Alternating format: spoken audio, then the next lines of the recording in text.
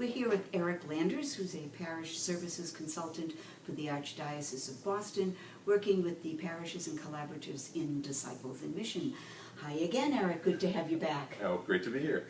Alrighty, so next question. How does it work for a parish to be a cost center for a collaborative? And let me just say, as a person who deals with words and not numbers, that whole phrase, cost center, talk about that, please. Sure. Explain it to me. Well, I think the first thing to understand is what a collaborative is and what a collaborative isn't. Okay. So from an entity standpoint, a collaborative isn't a formal entity, isn't a formal structure that really exists. It doesn't have a tax ID number. It doesn't hold any assets. It doesn't exist as far as the government's concerned or canon law is concerned. It's really a way of thinking of a relationship, so the relationship between the parishes. So that being understood and being said, now when parishes are sharing programming or sharing staff, someone needs to, say, pay the payroll for this shared staff. So you have staff that work on things for multiple parishes.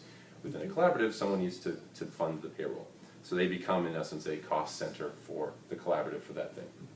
So basically, that they we don't write checks anymore, but that one place will write the checks to pay the person. Correct, exactly. The important thing to understand, though, is that they're not solely responsible for that they're being reimbursed for those expenses from the other parishes. But an important consideration is which parish is that cost center or is paying those things. So often it is just by nature of where the office is or where the staff resides or sits. That would be your parish that would pay those bills. But you also need to consider the cash flow of a parish. Does it have the ability to fund the payroll for this shared staff and that kind of thing? And we're not talking about for a long period of time. In fact, very often transfers are happening back instantaneously. It's one business manager or finance manager who pays the payroll, but then online banking can transfer from the other parishes for their share of those costs. Again, the point is not for the bigger parish to pull up the struggling parishes or struggling parishes to pull down successful parishes. They're sharing costs. They need to each be responsible for their costs, but the point being that they're gaining advantage. They're working better. They have better programming and ministries and resources because they're working together. But a question then would arise is how do they share those expenses? Right. If you have parishes A, B, and C, it's not 33 and a third, 33 and a third, 33 and a third, right? Yeah, not necessarily, and right. It may be. It may be, but it may not be. So that's something that it goes again to a finance council for advising to the pastor to what makes sense for this collaborative. And there are recommendations that we make that they consider when thinking about these. So for instance, well, I guess first of all, what's the framework for figuring out a shared expense? We think it should be simple. Excellent. There shouldn't be 20 different ways that you share expenses, and each way should be that you do, if you use more than one, should be fairly simple. And then it should be justifiable, and by that it should be fair, and it should be logical. It should make sense.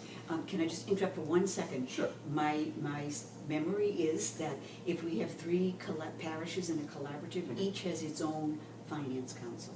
So it's these finance councils together that are working on this allotment or apportionment. Right. Okay. Yeah, and they need to understand the situation of each other's parishes, and that's the pastor to kind of guide them and lead them and help them to make good recommendations to him. But in terms of some specific ways they could do that, so for example, say you have a shared religious education program between the parishes of the collaborative. What you could do is look at the number of students that each parish draws into this shared program and use the relative share, the percent of total that those students from each parish makes up, and use that as your basis. So maybe it is a third, and a third. Maybe it's 40, 30, 30, or who knows what it is. As long as it ends up to be 100. As long as it adds up to be 100. Excellent. And then another example that we recommend using is something we call base revenue, which all it really is getting at the core financial resources of a parish. It really mostly looks at offertories, so your weekly collections, a grand annual if you run it, and some other things. But to get a sense of what are the financial resources of the parishes in the collaborative, not necessarily attendance, but the money that is coming in as a good starting point, as a judge of where these parishes at and what may be their share of the kind of the total shared operations of the collaborative. Okay. So that's another recommendation we have.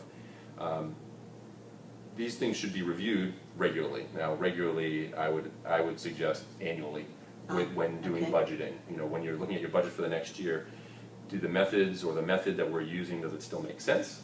And do the numbers, are they still the same percents? Has the share changed at all? Okay. You know, based on the metrics that you're using. Sure. Those kind of things. But again, needs to be done in an open, transparent kind of way, that the parishes are looking at these things, and for the greater goal of, you know, getting together and having programming that's effective for the collaborative, but then sharing these things equally and not putting any one parish in jeopardy, making them pay everything. That's not the point. The parish is sharing in this in their goals.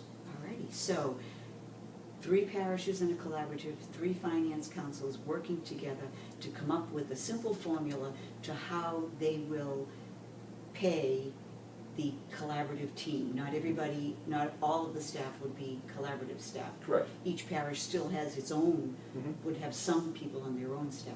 And over time, that may shift, but yes, Yeah. you're correct, especially when parishes first, or the collaboratives first form, they're very, in most cases, very discrete, separate staffs, and over time coming together. But yeah, they may always, even in terms of just expenses to the parish, church-related expenses for parish A Yep. are always directly related to parish A, you know, so that's something that wouldn't be shared. But again, if you had a shared program, or you have staff that support both, then that's what you'd look at. Okay, and it's working well so far with I think so. with the Phase 1 collaboratives? Yeah, the finance operations managers that I work with, I think, you know, understand this concept, and we provide training both formally and informally. Informally, just through our day-to-day role, but formally, we have trainings available that we do, and I think people understand it, that it makes sense, it's working well, and finance councils understand it as well. Excellent, sounds good. Well, thank you for being with us, Eric. Stick You're welcome. around, we have some more questions. Sounds great. All right, thank you so much for visiting disciplesinmission.com.